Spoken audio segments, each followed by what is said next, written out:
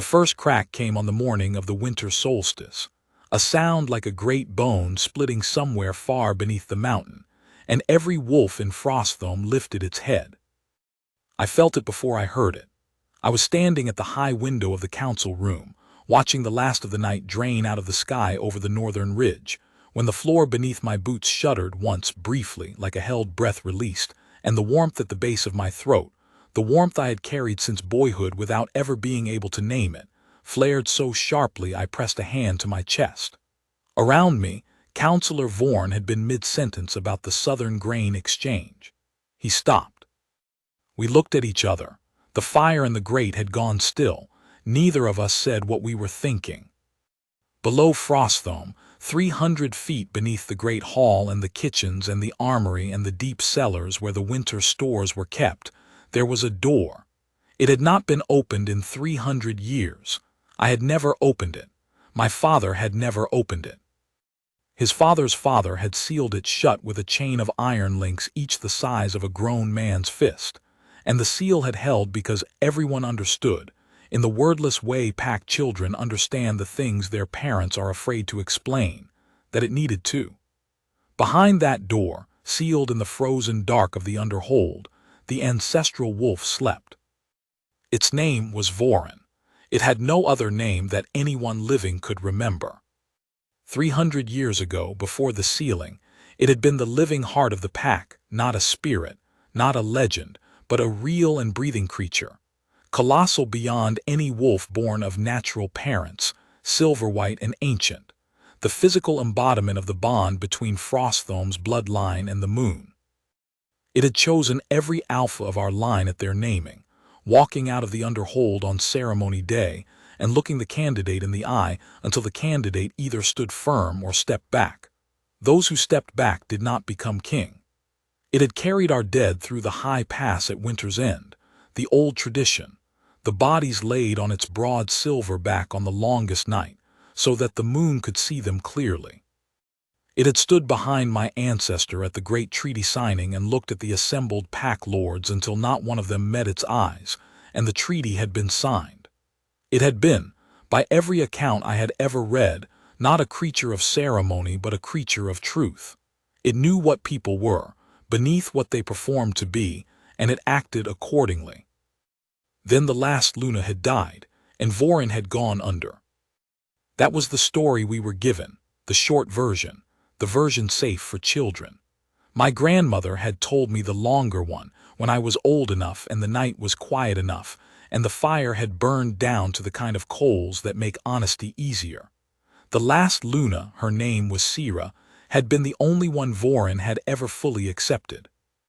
Not just acknowledged, not merely tolerated as the alpha's chosen mate in the way the wolf tolerated the rest of us with our small lives and our limited blood.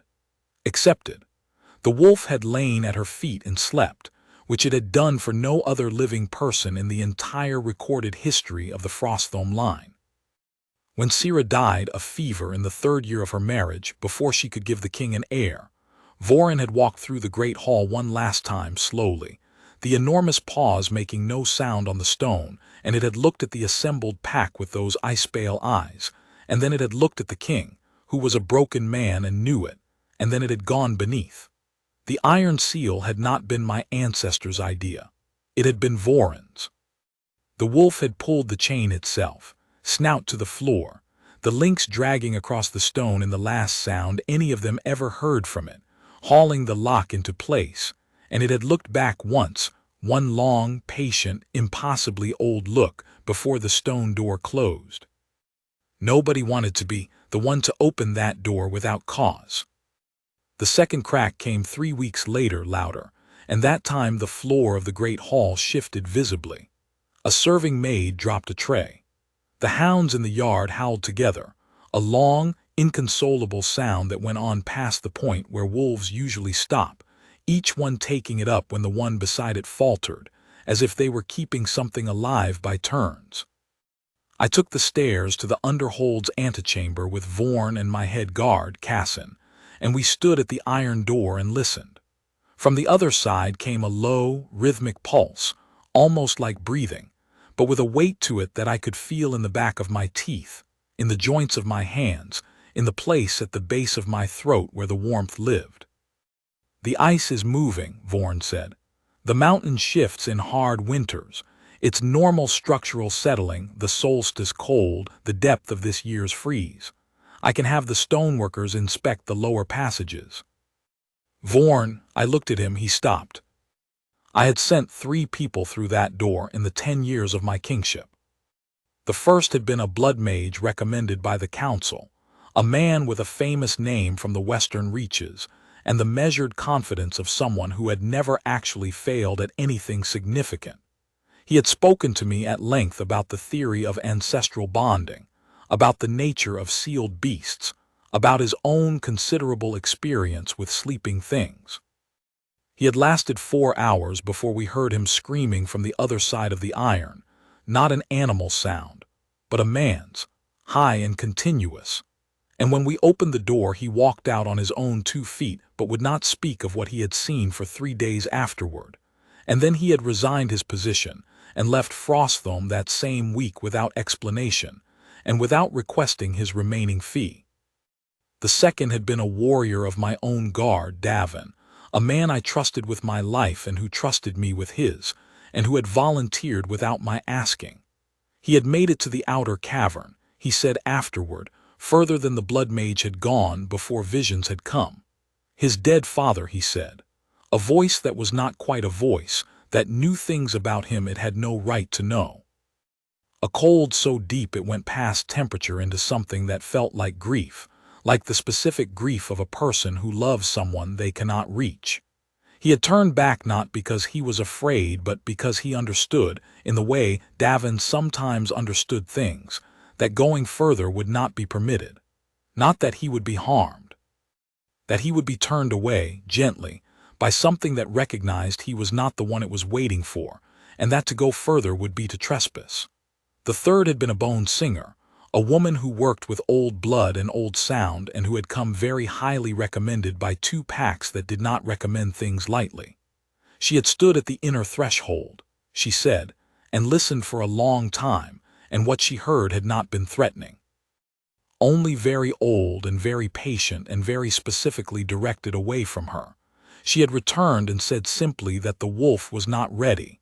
When I asked what she meant, she said, "The wolf is not ready for what has come, not that it has given up, that it is still waiting for something, and nothing that has come has been it." That had been 4 years ago. Now it was cracking the mountain. "We need someone," Casson said, not looking at me. He was not a man who looked away often, which told me something about how he felt about the options. "I know. Not a blood mage, not another warrior with theories. I know what we need, Casson. I don't know where to find it." I knew what Vorin was waiting for, in the way I knew the warmth at the base of my throat without being able to name it, in the way the pack sometimes knows things before the alpha does, as if the knowledge lives in the body and has to work its way up to the mind. I had not been willing to say it aloud because saying it would require doing something about it, and 300 years of sealed stone and iron chain, and a wolf sleeping its grief out in the frozen dark, had shaped itself around a specific absence that I could not invent to order and could not manufacture by any exercise of royal will. The last Luna. Sira. A true mate, fully accepted, the kind of match the bond recognized at the level below choosing. Frostholm had had kings and queens and lunas and consorts in the 3 centuries since, good marriages, well-considered marriages, some of them clearly loving. But not one of them had made Vorin stir, and not one of them had been the particular thing the wolf required. I had been given candidates since I came of age. The council had been thorough about it, bringing me women of good blood and good character from every allied pack within a week's ride, and I had met all of them with the genuine respect they deserved, and had looked at each one carefully and had declined. Not because I thought myself too fine for any of them, or because I was holding out for something I could describe, but because the warmth at the base of my throat, steady, patient, quiet, present since boyhood like a banked coal that had never gone out, had not shifted for a single one of them, not by a degree. It was not cruelty that made me decline. It was the understanding that pretending the warmth was there when it was not would have been a kind of lie, and I had enough respect for those women to give them the truth. I had learned to trust the warmth and had never been able to explain it to anyone who had not already understood it from inside their own experience. Most people thought I was being difficult. A few, the older ones, the ones who had loved truly and completely, nodded when I tried to explain. I was 34 years old. I had stopped expecting an answer. I had begun to understand, in a quiet and not entirely comfortable way, that perhaps my function in the long line of Frostholm kings was to be the holder, not the finder, to be the king who kept Vorin sealed and the mountain stable until the next generation could find what this one could not. Then the mountain started cracking, and that comfortable understanding collapsed. The woman arrived on a Thursday, in the third week after the second crack, when the North Pass was still navigable if you knew it well, and the weather had softened for a brief stretch between storms. She came with a pack mule and 2 saddlebags worn thin at the seams, and a request submitted through the lower gate to treat the border guard detachment posted there, 3 of whom had sustained injuries in an ice fall during the previous storm, and had been waiting, more or less patiently, for the traveling bone setter who served the borderlands villages to make her annual winter round. I did not meet her that day. I heard about her the way I heard about most small practical things in the running of a large keep, from Cassin, briefly and without particular emphasis, at the end of a longer report that covered the grain inventory and the status of the west wall repairs, and the letter from the southern pack that required a diplomatic response. The border setter has come. Kale and the other 2 are being seen to in the east wing. I nodded and made a note about the diplomatic letter and went back to the survey maps.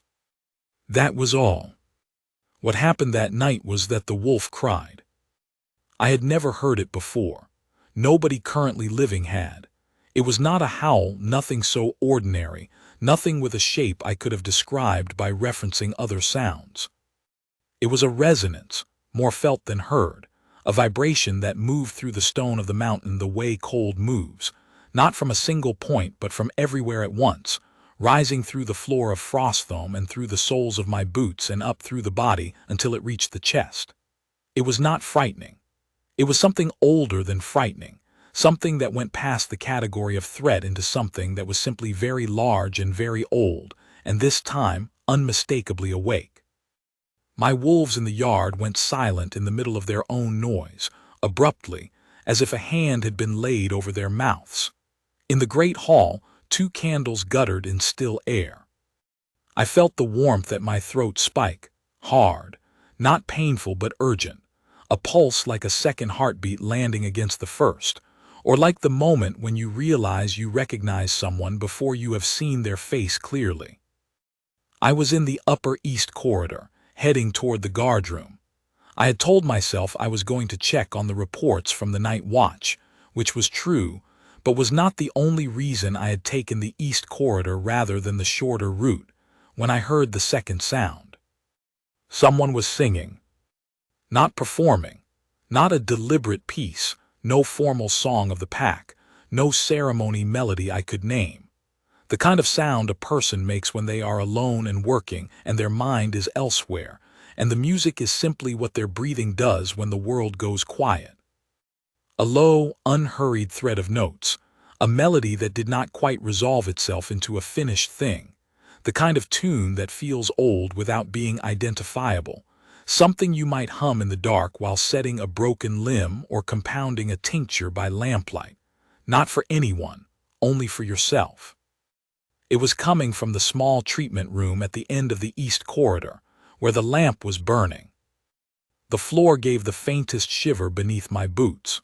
From beneath the mountain, slower now and quieter, the wolf called again, and this time I understood, in the way the pack understands things, that these 2 sounds were in conversation with each other. I stood in the corridor for a long moment with my hand flat on the stone wall. The warmth at the base of my throat had gone very still, the way a flame goes still in a windless room, not absent, not extinguished, but collected, gathered into something more precise. I had lived with this warmth for 30 years.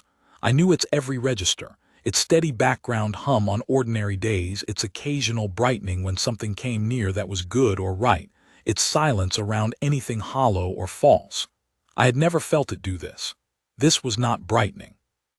This was the recognition behind recognizing, the sensation you might have if you had been walking towards something for your entire life without knowing where you were going, and then you turned a corner. I went to the end of the corridor. The treatment room door was open, a handspan, lamplight edging gold through the gap. I looked in.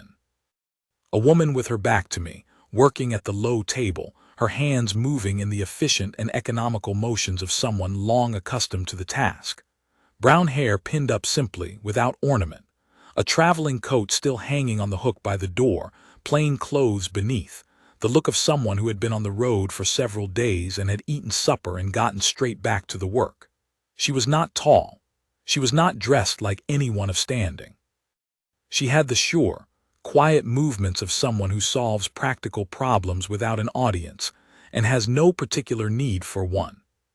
2 sets of bone splints were laid out before her in the order of her working, and her hands moved over them with the same unhurried certainty as the tune she was still making, barely above a breath. She was completely unaware that anything in the mountain was listening. I did not go in. I would not ambush anyone in their working place at night, and I was not, in any case, ready. Something in me needed a moment with what had just happened in my chest. The way the warmth had changed, the way the wolf's call and her singing had aligned in the stone of the mountain like 2 halves of something that had been separated, before I could speak to anyone about anything ordinary. I stepped back from the door and walked to the end of the corridor and pressed my back to the cold wall and stood there for a moment in the dark. Then I went down to the underhold. I did not go in. I went as far as the antechamber and put my hand flat on the iron door and stood there with the cold seeping through the metal into my palm, and from the other side of 300 years of sealed stone, the warmth in my chest answered back. Her name was Senna. I found this out the next morning from Cassin, who reported it without inflection, and without any sign of finding it unusual that I was asking specifically about the name and provenance of a traveling bone setter, because Cassin had been my head guard for 6 years, and had long since stopped finding my inquiries unusual. She was from Ashford, a border village half a day's ride south, not packed territory in any formal sense, close enough to sit inside the edge of our law and benefit from our road protection and our winter trade routes without being counted among our number in any registry. Her family had worked the borderlands for 3 generations. Her grandfather had been a bone setter, her mother a midwife, and she had learned both trades and taken to the road at 19 when the previous border setter had retired and nobody else had volunteered. She had no rank, no blood title, no formal standing in any PAX register, no name that would have appeared on any list of suitable candidates for any ceremony in Frostholm's court. She was, by the council's established understanding of things, border folk, technically under our protection, practically invisible to our hierarchy. She had come to treat 3 injured guards and planned to leave by the end of the week, once the men were stable enough to manage without her, and the weather opened the lower pass. I sent word that I would speak with her before she left. I gave no reason. Vorn, when he heard about it, produced an eyebrow of refined skepticism. I did not explain myself. She came to the council room that afternoon, still in her traveling clothes, with the contained and slightly careful manner of a person who has learned to be economical in official spaces, without quite becoming small in them. She was perhaps 28, perhaps a year or 2 on either side of that. She had gray eyes, the particular clear gray of deep ice, the color that seems lit from within rather than from without, and hands that were very still when she was not using them, the stillness of someone who saves their energy for when it is needed. She was not performing either ease or nerves. She looked at me with the same direct, assessing gaze she probably used on injured limbs, and she met my eyes without flinching, and without that particular overdone steadiness that people sometimes adopt when they are trying to show they are not afraid of a king. "Your Majesty," she said, "your men are recovering well. Kale will need the splint for another 2 weeks, and the binding on his wrist will want to be changed every 3 days or the cold will slow the knit. I can leave written instructions with your keep healer before I go." "Thank you," I said. "I wanted to speak with you about something else." A shift in her expression, not alarmed, simply attentive. She settled her weight slightly, the way a person does when they move from a brief visit to a real conversation. "I understand you work with bone and old injury, with deep damage." "That's the bulk of it, yes." "What do you know about animal anatomy?" She considered this with a slight tilt of her head, not as if the question surprised her, but as if she was cataloging her answer accurately. "A fair amount. Most of the cases on the borderlands are pack wolves before their people. Wolves take worse falls, and they can't always tell you where it hurts." The edge of a wry acknowledgement in that last part. I turned from the window and looked at her directly for a long moment, weighing. Then I said, "What I am about to show you is not spoken of outside Frostholm. What happens below this mountain is not a story told beyond these walls. I need you to understand that before I take you anywhere." She held my gaze. "I understand." I do not know exactly what I expected from her at that point.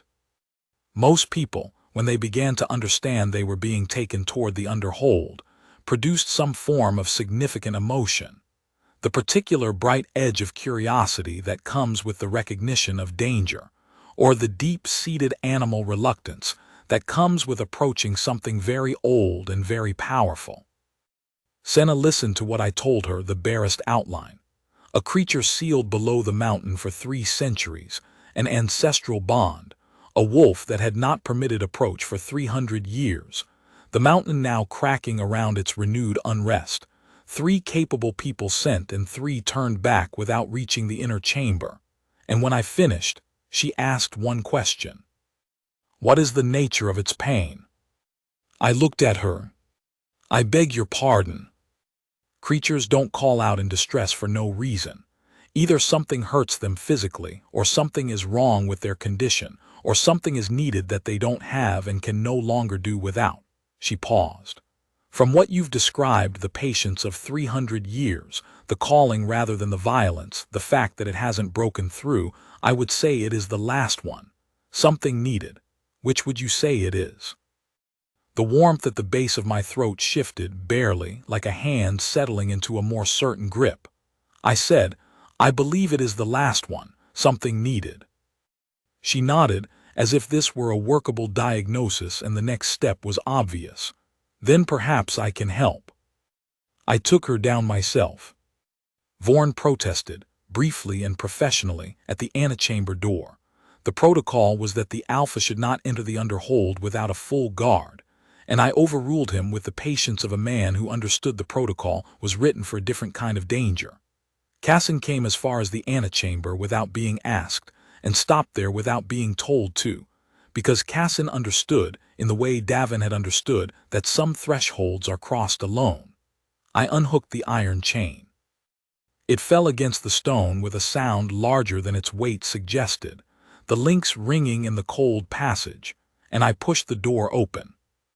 The cold was immediate and absolute, the kind of cold that is not weather but condition, the permanent cold of a place that has not been warmed by anything living in 300 years, the cold that is not merely the absence of heat but the active presence of deep time. Senna stepped in beside me without pause. She had her lamp. I had mine. The passage was low and wide and cut from the natural stone, worn smooth by the movement of something very large in a time before living memory, and our breath preceded us in white clouds that the lamplight turned gold for a moment before the dark took them. She did not speak, neither did I. There was nothing to say that the stone was not already saying.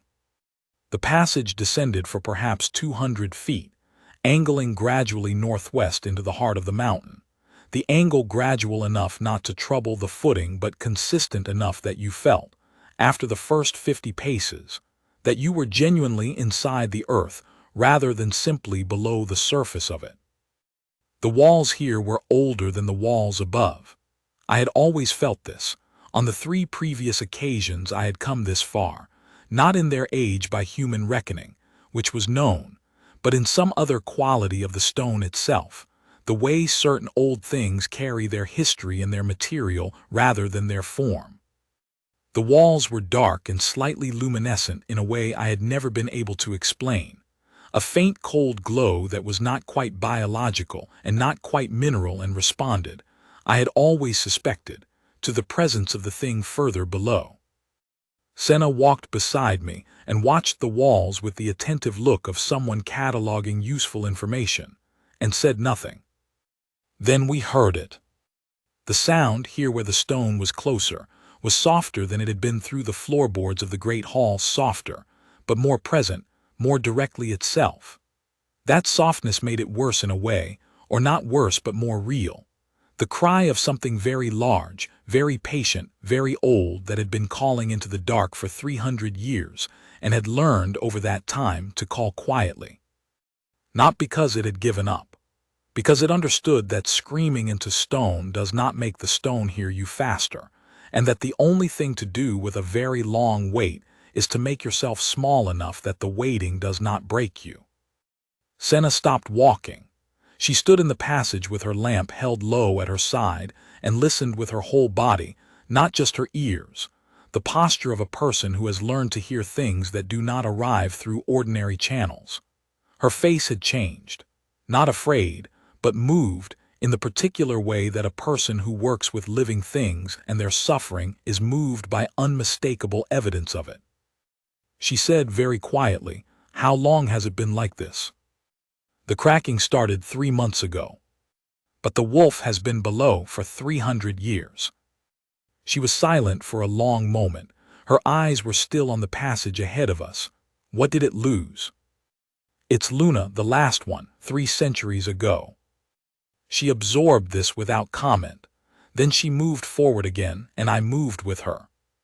The passage opened into the outer cavern after another 50 feet. A space the size of Frostholm's great hall, perhaps larger, the ceiling lost in the darkness above the reach of both our lamps, the floor worn smooth by the long passage of something enormous, and now by the slow movement of ice veining through the stone in lines that pulsed with cold luminescence, pale blue-white in the dark. The effect was beautiful, in the way that very old and very cold things sometimes achieve a beauty that is inseparable from their power to end you if they chose to. We stood at the entrance of the cavern and looked across it. The inner door was in the far wall, a natural arch in the rock, not manufactured by any hands, shaped by the slow argument between water and stone over a very long time. It was not iron, not sealed by any lock that anyone living had placed. It was closed by what was within and by the understanding, 300 years old and absolute, that no one should pass who was not invited. There were faint markings around its frame, not carved, worn into the stone by the contact of something passing back and forth, the smooth-edged trace of 300 years of a very large body resting just inside or just outside this threshold. The arch was open. Not fully, by perhaps 2 feet, a darkness beyond it that was deeper than the cavern's dark, a darkness that had weight and temperature, and the particular quality of a presence that is aware of being looked at. And from within it, something that was not temperature but was adjacent to warmth, something older, the warmth of a living thing that has held onto itself for a very long time in a place that offered nothing back. I stopped at the edge of the outer cavern. In all 3 previous approaches by anyone I had sent, the inner arch had been closed. Now it was open by 2 feet, and the cavern's luminescent ice pulsed slowly, and the warmth at the base of my throat was so steady and so present it was almost a sound. Senna crossed the cavern at an unhurried walk. She held her lamp at her side and her footsteps were soft on the ancient stone, and she went without hesitation to the open arch and stood before it. She blew out her lamp. I made a sound that was not quite a word. She had already set the lamp on the floor and straightened, and she was standing in the dark that was not quite dark, the cavern's blue-white ice glow giving just enough light to see her outline, her composed posture, her hands loose at her sides. She stood before the open arch and was still. The darkness beyond it breathed. Then she began to sing. The same tune. The low, unhurried thread that did not quite resolve, the melody that had reached me through the treatment room door the night before, and had been reaching through 300 feet of stone and iron to something older, larger, and more patient. Here, in the cavern, it traveled differently than it had in the wood-end stone corridor above. The cavern was tuned for it, or had been waiting for it. The sound moved through the space and into the ice-veined walls and was held there, and the dark beyond the arch went very quiet. For a long moment, nothing, only the singing and the cold and the light in the ice. Then from the darkness something breathed. The sound of it was immense, not aggressive, enormous, in the way that the mountain is enormous, the way that the sky is enormous, a scale that is not threatening because threat implies an intention toward you specifically, and this was something much larger than intention. The breath of something that had not breathed in the hearing of a living person for 300 years. A long, slow exhalation that moved the cold air of the outer cavern and brought with it the smell of deep stone and old winter, and beneath those things something else, something clean and mineral and ancient, like the smell of water that has moved through rock for 1,000 years and come out the other side still perfectly cold and perfectly clear. It moved the hem of Senna's coat. She did not step back. She sang. She kept singing, low and unhurried, the tune that did not quite resolve, and from the dark came another breath, shorter now, followed after a longer pause by the faintest sound of movement.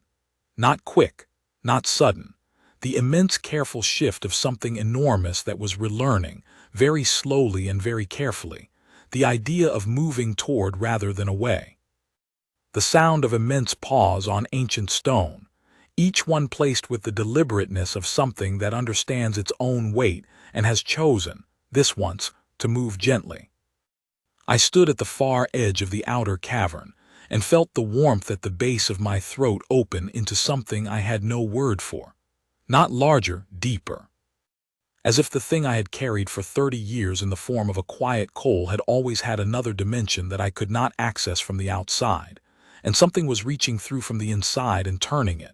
And what was there was not new, it had been there the whole time, but it became briefly, overwhelmingly clear, in the way that important things are sometimes clear when you are not braced for them, that this had always been the answer. Not a candidate brought by the council, not a strategic match. Not a woman I could have chosen by any system I could articulate or defend to a room of advisors. This woman, here, in this dark, singing to the thing below without ceremony and without fear, because she had looked at the situation and asked what was needed, and what was needed was someone who understood that some kinds of pain can only be answered by presence. The paw emerged from the darkness beyond the arch. It was the size of a cartwheel. Silver white, the fur catching the faint luminescence of the ice-veined stone, and it moved across the floor of the inner chamber and across the threshold and onto the stone of the outer cavern with an enormous deliberateness, feeling its way, and then the arch framed what came with it. A muzzle, then a head, the great silver skull emerging from the dark with the slow intentionality of something that is choosing, for the first time in 3 centuries, to let itself be seen.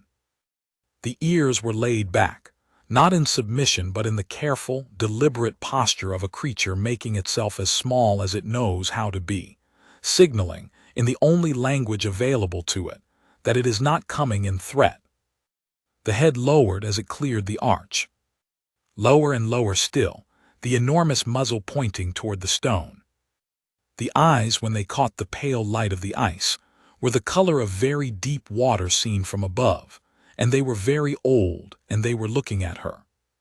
Senna had not moved. She was still singing, barely above a murmur now, A breath more than a sound, and she was looking back at those eyes with the same expression she had used to look at me in the council room. Direct, clear, entirely present.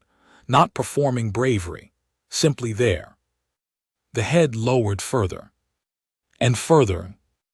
Vorin, the ancestral wolf of Frostthome, sealed below for 300 years and awake now, silver and vast and immeasurably old, lowered its great head to the floor of the outer cavern and rested its muzzle at her feet. She put her hand on it. She did it naturally, without drama, with the same unhurried sureness with which she had reached for the splints on the table the night before, palm flat against the silver fur, and her eyes closed briefly, and the wolf made a sound that I cannot describe now any better than I could have described it then. Too large for grief, too small for joy. The sound of 300 years of a very particular kind of patience reaching its end, not breaking, not releasing in the way of something snapping under pressure, but resolving in the way that a long question resolves when the answer is finally given. The ice veined into the cavern walls pulsed once with light, pale gold replacing the blue-white for one long breath of a moment, and the cracks that had been spiderwebbing through Frostthome's floor for months sealed over in the space of that same breath, perfectly and silently, as if the stone had only been waiting for permission. The warmth at the base of my throat became a flame. I was across the cavern before I understood that I had moved. I had not run. I could not explain it afterward, only that I had covered the distance without it registering as distance, and I was standing 2 feet from her when she opened her eyes. Vorin's ancient gaze moved from her to me and held, patient and waiting, while the gold light in the ice faded back to blue-white. "It was lonely," she said. "Yes," I said, "for 300 years." She looked at the wolf for a moment, her hand still resting on the silver fur, and then she looked up at me. The warmth in my chest was a flame and a certainty, and I was, for once in 10 years of ruling a pack in a kingdom, entirely without strategy about what to say next. I said what was true. "I need to ask you something, but not here and not tonight. I want you to know what this means first, and I want you to have time to think. What I'm going to say to you is serious, and I won't say it until you're ready to hear it." She looked at me steadily. "Then tell me what it means." So I told her, standing in the cavern with the ancestral wolf breathing at her feet, about the bond that had been sealed here for 300 years, and what Vorin's acceptance signified, and what the mate mark was and what it meant in the line of Frostthome's kings, and what the warmth at the base of my throat had been since boyhood. I told her plainly, without dressing it as smaller or larger than it was. She listened without interrupting. When I finished, she was quiet for a long moment. "That's a great deal," she said. "Yes, it is, and I am asking nothing tonight. I am telling you what I believe is true and what you have the right to know. Everything else is yours to decide." She looked at the wolf. Vorin opened one eye and held it on her with the patience of something that had already waited 300 years and found this conversation, in the context of that waiting, essentially instantaneous. The corner of her mouth moved. "He's listening. He listens to everything. Has he always been this large? The old records suggest he may have been larger." She laughed. It was a short, soft sound, entirely genuine, the laugh of someone who recognizes an absurd situation and finds it also somehow exactly right, the way that certain things are both too large and somehow perfectly ordinary at the same time. And then Vorin's tail moved once, a single sweep of silver across the stone, almost shy in its brevity, and the ice pulsed again, and I was undone. Not by the wolf or the light or the 300-year weight of the moment, by the smallness of it, by her laughing, here, in this cold and ancient dark, at something that was both impossible and ordinary, and the wolf responding to the laugh of a woman from Ashford, with the exact warmth of any creature that recognizes someone worth its attention. "I would very much like you to stay," I said, "past the end of the week, as my guest without obligation. I would like to know you, and I would like you to know what you would be saying yes or no to before you are asked." She was quiet for a moment. "All right," she said. She did not say yes to anything else that night. She went back up through the passage with her lamp relit, and Vorin watched her go until the darkness took her, and then those ice-pale eyes came to rest on me with an expression I could only read as patient expectation. I stayed with the wolf for a while in the dark. In the inner chamber near the arch, there was a mark pressed into the stone, the outline of a hand, small, the impression of a palm laid flat, worn faint by 300 years but still there. I had not noticed it before, or perhaps had not been ready to. I looked at it for a long time. The month she had asked for passed as months pass when something important is at stake. Slowly in some stretches and too quickly in others, the texture of the days changing based on which of them contained what. She stayed and kept to her work, and what I learned about her in that time was considerable, and none of it was what I had expected to learn. She was more patient than I was, and more practically stubborn and funnier, not in the performed way of people who know they are being observed, but in the way of someone whose sense of the ridiculous is just always there, available, applied as needed. She was kinder to the wolves in the yard than anyone I had ever watched be kind to them, in a way that was not performed for anyone's benefit because, half the time when I observed it, she did not know I was watching. She had a way with the older hounds, the ones that hurt in the cold and did not have the dignity left to hide it, of sitting beside them without ceremony and running her hands along the joints in question, with a matter-of-fact tenderness that made them lean into her in complete surrender. She sent 2 letters to her family, the first short and careful, the second longer, and her face, when she sent the second, told me more than she had said directly about the complexity of what she was navigating with people she loved who might not understand. I did not ask her about this, but I told her, when the time seemed right, that whatever she decided, no one in her family would be the worse for her having spent a month in Frostholm, and I meant it. We developed a habit in the evenings. There was no arrangement made, it simply happened, the way habits do when 2 people occupy the same space and find each other's presence easy, that after the day's business was concluded, we would end up by the fire in the smaller sitting room off the great hall, and we would talk about the borderlands and about the pack, and about what she had seen and treated on her route, and what the villages needed that they were not getting, about what I had tried to do in 10 years and what had worked and what had not. About the wolf, sometimes, she asked careful and specific questions about Vorin's history, and I answered as completely as I could, and she listened with the full attention she brought to everything.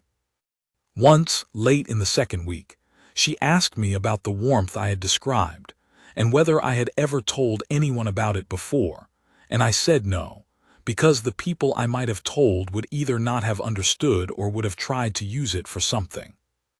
She nodded and was quiet for a moment, and then said that she had felt something when she walked into the great hall the first morning, something she had attributed to the unusualness of the situation, and had been reconsidering that attribution ever since the cavern. I did not press her. I simply noted it, in the way you note something you will think about later and carefully. She treated 2 more pack wolves in her time at Frostholm, a younger one with a recurring shoulder injury that had been addressed badly the first time and had never properly resolved, and an older one whose hips had been causing difficulty in the cold and whose pack handler had simply stopped asking for help, because the first 2 keep healers consulted had been dismissive, and the third had been busy. She did not make a ceremony of either case. She simply looked at the animal, asked the handler the right questions, and worked with the same unhurried sureness she brought to everything. The older wolf, who had been suspicious of most of the keep's healer staff for several years, let her handle the hip joint on the first visit without protest, which the pack handler considered a minor miracle, and mentioned to 3 people before the day was out. She also sat up one night with a young guard whose fever had come on suddenly, and whose family was 2 days' ride away, and who was, despite his best efforts, frightened. She stayed until the fever broke and the young man was sleeping soundly, and then she went back to her room at dawn without telling anyone she had done it, and I heard about it from the guard himself, 3 days later, who could not speak of it without a difficulty in his voice. On the last day of the month, she came to find me in the council room. I was alone with the border maps, which I had been not quite looking at for an hour. She stood in the doorway for a moment and then said simply, "I've decided." I put the maps down. "Yes," she said. "I want to be clear about why. Not because of the wolf or the bond or what it means for Frostholm. Not because I was persuaded by circumstances. Because I believe you are honest. Because I believe you will let me be myself. Because I have spent a month watching you, and what I have seen is a person I would choose to know regardless of wolves and mountains, and that matters to me more than all the rest of it." She paused. "Also, this morning when I walked past the underhold door, the warmth came through the stone at me, and the wolf wagged its tail through 3 feet of solid mountain, and I felt it would be genuinely unkind to say no at this point." I crossed the room in 4 steps and took both her hands. The mate mark on the inside of my wrist, silver white, present since the day I became Alpha King, quiescent for 10 years, blazed gold in the space of a heartbeat, a total and quiet illumination, and on the inside of her wrist the answering mark appeared in the same instant, not as a wound, not as something imposed, but as something coming into visibility, like writing that was always there and is now seen by the right light. She looked at it for a long moment. "Oh," she said quietly, "that's unambiguous." "Yes." She looked up at me. "It doesn't hurt." "No." She turned her wrist and looked at the mark from a different angle, with the same assessing gaze she gave everything else, and then she looked at the mark on my wrist, and something in her face settled, not collapsed, not overcome, but settled, the way a person looks when they have been uncertain of something for a long time and have now stopped being uncertain. "All right," she said. "Yes, properly yes." I called the pack. I had thought in the weeks leading to this moment about doing it carefully, diplomatically, with advance consultation of the council, with the blood right question addressed methodically before it became a public grievance, with the kind of managed introduction that smooths difficult transitions. I had told myself this was the wise approach. Then the marks blazed and I looked at her face and I thought, no. Not because I was impatient, but because I understood in that moment that managed transitions are for decisions that require explaining, and this one did not. Either they would see what Voren had seen, or they would learn too. We walked into the great hall together at the mid-morning gathering, not through any formal entrance, just through the main door, while the hall was at its ordinary business, and I stood in the center of the stone floor with Senna beside me, and I said, "This woman is Senna of Ashford. The mate mark has come in on both sides. The bond is confirmed. She is Frostholm's Luna." The silence was the silence of a large number of people absorbing something unexpected. Vorn, from the council table, said precisely the word I had expected from him. "She is border folk. There is no registered blood right. The council's protocols for Luna designation require." "The wolf's right supersedes the council's protocols," I said. "The bond's right supersedes them." "Both are confirmed. The wolf has been sealed for 3 centuries. We have not verified." Vorn opened his mouth again. I looked at him with the particular patience of someone who has made a decision and will not be moved from it, and is simply waiting for the other person to arrive at that understanding on their own terms. He read the look, as Vorn always eventually did, and closed his mouth. The floor of the great hall moved. Not cracking, not the fractured shudder of a mountain under the stress of something fighting its own containment. Arising, slow, deliberate, immense, as if something below was standing up for the first time in 300 years, as if an enormous weight that had rested in one place through 3 centuries had shifted its whole mass in a single long motion of resolution, the way that a great decision, once made, takes up a different space than the waiting did. The floor reflected it, not by breaking but by living. The stone trembled with the movement of the thing below, a shiver that moved outward from the center of the hall in a ring, and every wolf in the yard and the stable and the kennels lifted its head in the same instant, and the sound that came through the mountain's floor was not the old searching cry of grief and patience, not any sound of distress at all. It was a declaration, the sound of something that has finally been answered and is standing up to say so. The ice in the walls of the great hall, where it veined through the old stone in pale lines, blazed gold for 3 full seconds. In the silence after, Casson went to one knee at the back of the hall. He did it with no ceremony, no announcement, with the exact same economy of motion with which he did everything else that mattered. He was looking at Senna. One by one, without any signal from me, the assembled pack followed him. Packmistress Hadra, who had opposed me on 3 significant matters in as many years, went to her knee.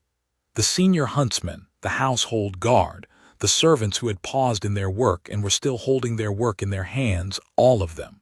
Slowly, in the way of people who are responding not to an order, but to something they understand from a place that precedes orders. Vorn was the last. He looked at the marks on our wrists, still faintly luminescent with the gold of the bond just set. He looked at the floor of the hall, which had settled back into stillness and silence and would, I already knew, bear no new cracks. He looked at Senna, who was standing very straight and very composed, her chin level, her gray eyes clear, not performing her own dignity because she did not need to. He went to his knee. "Welcome, my Luna," he said, and he meant it, because Vorn, for all his protocols, was not a foolish man, and he knew what he had just witnessed, and he knew what Vorn's rising meant in the language that mattered more than any registry. Senna did not look at the kneeling hall for long. She looked at me. "That was him," she said quietly, only for me to hear. "That was Vorn." She was quiet for a moment. The gold in the ice had faded back to its ordinary blue-white, but the hall was warm in a way it had not been warm for a long time, and the wolves outside had gone quiet in the satisfied way of creatures that have been waiting for something to resolve and have now had their patience answered. "Right," she said, and then she squared her shoulders and turned to face the kneeling hall with the exact expression I had learned to expect from her when faced with a large practical situation. Clear, present, ready. "I will tell you what came after, because it belongs to the whole of it. Senna wrote to her family, and her mother came in the spring with her 2 younger brothers, and they got on rather well, better than I had dared to hope, given the distance and the difference in world. Her mother had a forthright and assessing manner that reminded me, not unpleasantly, of her daughter. Vorn adjusted, as I had said he would, and channeled his considerable energy into revising Frostholm's Luna designation protocols in a way that would accommodate future situations where the bond's confirmation superseded blood registry, which occupied him productively for the better part of a season. The 3 guards she had treated at the lower gate developed a loyalty to her that no ceremony could have manufactured, and that expressed itself, practically, in the form of 12 years of exceptional service that I would have been glad to have on the basis of ability alone. She kept her route. Every spring, when the passes opened, she took a horse from the Frostholm stable and made the borderland round, and I rode with her when I could, and when I could not she sent back written accounts of what she had found and treated and what needed the pack's attention, which were the most useful dispatches I received in any given year. The villages knew her, and through her, they came to know Frostholm as something other than the distant authority in the mountain, and that shift, small and steady over years, was worth more than any formal treaty I ever signed. Vorn came up. Not all the way, not to the great hall, not to any space built for human scale, but to the upper passage of the underhold near the antechamber, where the stone was warmer and the air was not the absolute cold of the deep chamber, and there the wolf rested, the enormous silver head on the stone, and the warmth it gave off was felt through the floor of the keep above in the way that a fire is felt through a stone hearth. In the evenings, Senna went down. Not every evening, but most. She sat with Voron the way she sat with the elderly hounds in the yard, without ceremony, present, her hand resting on the silver fur, the wolf's breathing slowing into the long, deep rhythm of something that has finally been permitted to rest properly. I went with her sometimes. The wolf permitted this, which I understood as a form of grace, and I did not take it lightly. On one such evening, late autumn, the mountain settling into its long cold, the ice beginning its annual descent into the passes, Senna pressed her palm flat against the floor of the Underhold's upper passage and held it there for a moment, and then looked up at me. "It's warm tonight," she said. "It has been warm since you arrived," I said. "Before, the stone was cold 3 feet into the floor. Since the morning after you first went down, the floor of the keep has been warm all the way through. The kitchen staff think the heating system has improved." She laughed softly, and beneath us the wolf's breathing deepened, and the pale gold moved in the veins of the ice. She kept her hand on the stone for a long moment. Below her palm, 300 feet down, the ancestral wolf of Frostholm breathed in the slow, satisfied rhythm of something that has been patient beyond all reasonable asking, and has found, at last, that the patience was not misplaced. "It's strange," she said, "to be the thing that someone waited for." "Yes," I said, "I imagine it is." She looked at me, her hand still flat on the warm stone, the marks on both our wrists doing what they did now at the end of every day, settling into a quiet, steady light, not blazing, just present, the visible form of a thing that had made up its mind and did not need to announce it any more. The gray eyes were clear and warm and entirely herself. "We got here," she said. "We did," I said. Outside, the first snow of winter was beginning to fall on Frostholm, on the high stone walls and the wolves in the yard and the long mountain passes and the borderlands beyond, where the villages were warm and the road was Senna's road, and the wolf below us breathed on in the dark, the warmth rising up through the stone of the mountain like a slow tide, patient and certain and wholly, finally, at rest.